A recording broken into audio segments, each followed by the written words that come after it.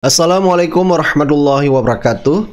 Ternyata ya bukan hanya Pati saja yang menaikkan pajak 250%. Nah, seperti yang terjadi di Cirebon, yaitu Bupati Cirebon menaikkan pajak PBB mencapai 1000%. Lebih gila dan tidak masuk akal lagi ya, seperti yang terjadi di Pati. Dilansir oleh netizen di sosial media, selain Pati, ini daerah yang menaikkan PBB secara brutal.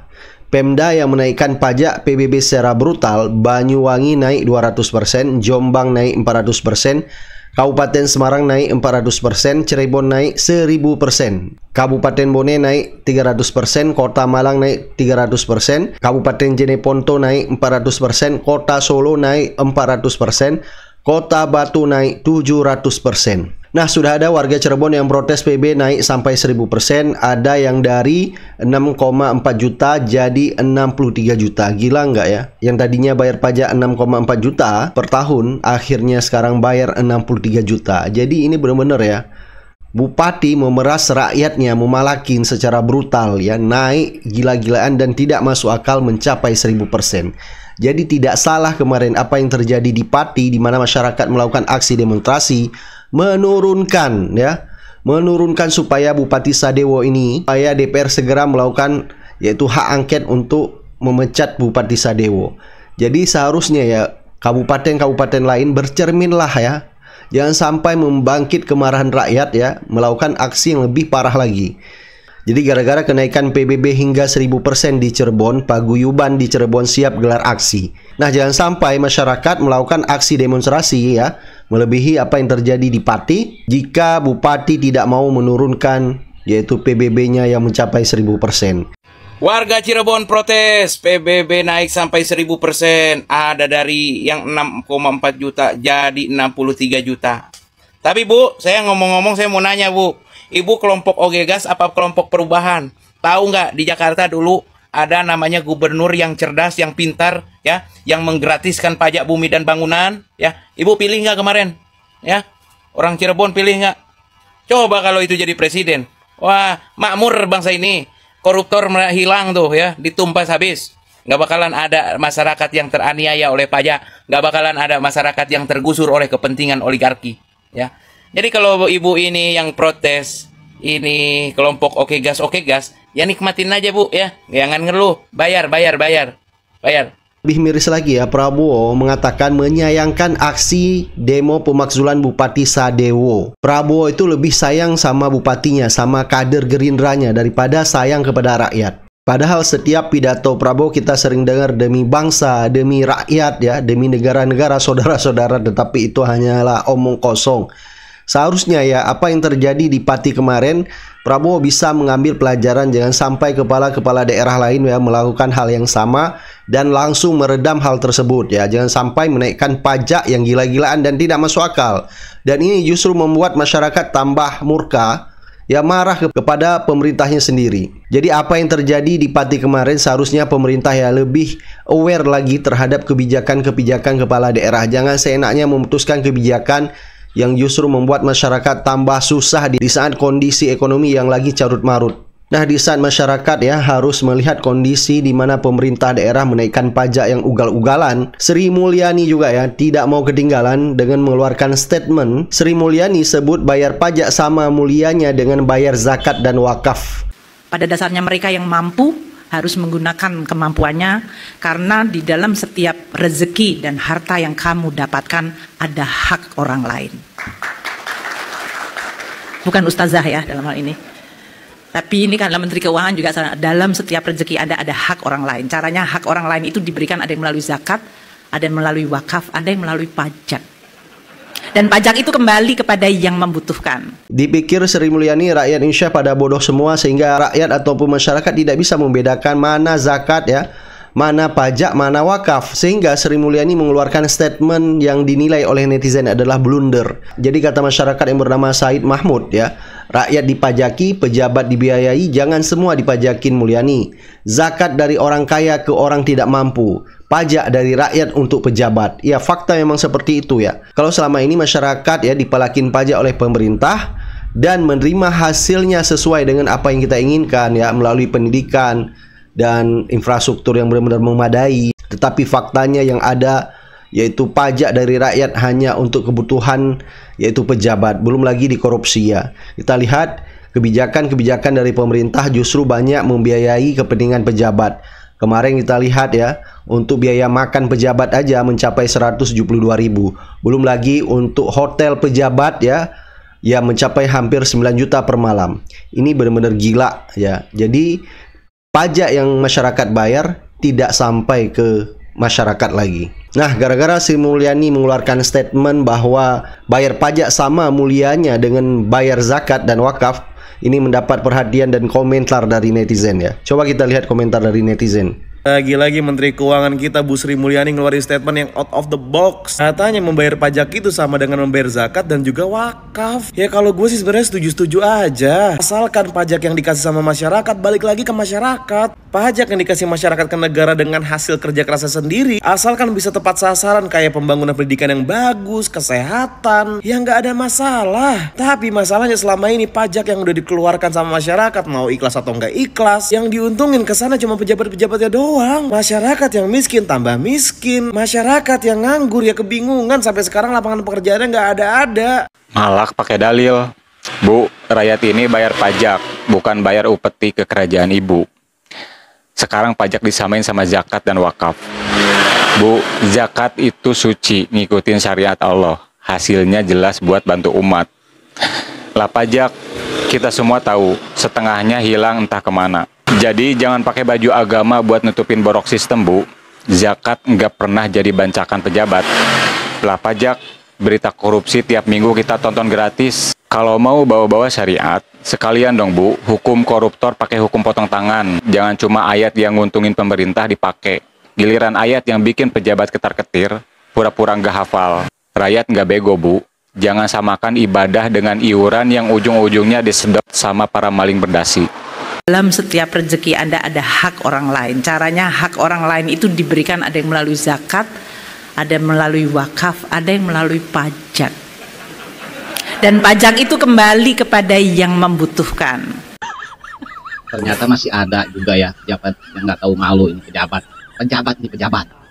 Menteri. Nggak tahu malu ini. Sampai menyamarkan antara pajak dengan zakat. Zakat itu sudah ada tuntunannya dalam hukum Islam. Sementara pajak itu warisan penjajah Belanda. Jauhnya antara langit dan bumi. Lu jangan samar-samarkan pajak dengan zakat. Zakat itu untuk orang yang mampu. Lu pajak, minta pajak. Rakyat kecil juga, rakyat langsak juga lu mintain pajak. Ini urat malu lu kemana sih? Aduh, menteri Indonesia, bukan menteri Konoha atau Wakanda, bukan, menteri Indonesia. Ngomongnya cungurnya kayak gini. Nggak tahu ini sekolahnya gimana ini, disamarkan antara zakat dengan pajak. Aduh, anjir. Ini benar-benar konyol dan tolol. Konyol dan tolol kalau disingkat dari apa? Jadi apa guys? Komen. Konyol dan tolol disingkat.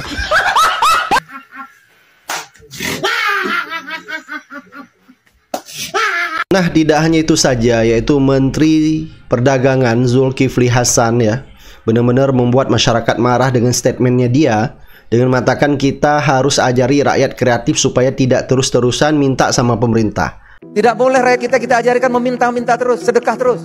Tidak boleh ajari rakyat kita ajari sedekah. Tapi kita harus ajari rakyat kita kreatif, produktif.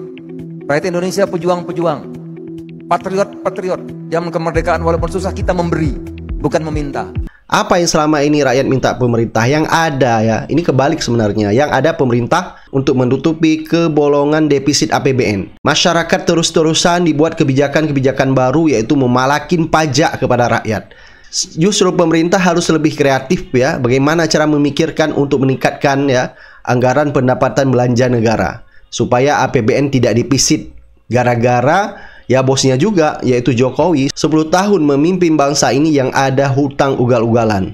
Jadi Prabowo lagi yang harus mencuci piring kotor Jokowi. Sehingga statement dari Menteri Jokowi ini, Zulkifli Hasan, lagi-lagi yang disalahkan adalah rakyat. Rakyat harus kreatif, tidak mau minta-minta. Ini yang dimaksudkan adalah bansos ya. Padahal ini sengaja dipelihara oleh Jokowi bansos ini supaya Pilpres ya kemarin 2024 anaknya bisa naik jadi wakil presiden. Jadi lagi-lagi masyarakat yang disalahkan. Kualitas Menteri Prabowo ini ya seperti Zulkifli Hasan seharusnya harus di reshuffle atau dikeluarkan karena ini adalah bawaan orang Jokowi. Justru menteri-menteri seperti ini akan memperburuk citra Prabowo. Seharusnya ya langsung aja dikeluarkan. Kepada Presiden Prabowo Subianto yang saya hormati, saya berharap Presiden Prabowo bisa mengambil langkah tegas untuk memecat Zulkifli Hasan sebagai menteri. Karena kata-kata dia sudah menyakiti kami sebagai rakyat, Pak. Dengan mengatakan musuh utama kita kemiskinan. Padahal rakyat miskin adalah korban dari kebiadaban, adalah korban dari keharakusan, adalah korban dari para koruptor yang tidak mempunyai hati nurani, yang hanya mementingkan diri sendiri, yang hanya mementingkan partai, yang hanya mementingkan kelompok, bukan mementingkan bangsa dan negara ini. Kenapa saya sebut itu? Apa yang sudah lakukan oleh Zulkifli Hasan sebagai Menteri Ekonomi pada saat Presiden Jokowi? Apakah ekonomi kita bertumbuh? Justru ekonomi kita malah hancur, carut marut, lapangan pekerjaan sulit, ya, harga bahan pangan mahal. Apakah kami teriak? Kami tetap berjalan, kami tetap bersabar, kami tetap menunggu. Kalian bekerja, kalian sebagai pejabat gagal untuk memberikan rasa kenyamanan, keadilan, kesejahteraan. Ya kan? Kami tidak begitu protes. Tetapi kali ini kami protes karena apa? Kata-kata Zulkifli Hasan tidak layak, tidak pantas seorang pejabat berbicara seperti itu. Pejabat tidak punya moral etika, ya, tidak bercermin bahwa apa yang dia makan, apa yang dia gunakan, baju dinas, rumah dinas, mobil dinas, ya, bahkan persenan-persenan dari gaji dia, itu bersumber dari APBN negara, yang dimana bersumber dari pajak, bersumber dari keringat rakyat. Sungguh tidak tahu malu. Daripada itu, saya memohon kepada Presiden Prabowo Subianto untuk memecat Zulkifli Hasan sebagai menteri. Ya, tolong Pak, kami sudah lelah sebagai rakyat Indonesia.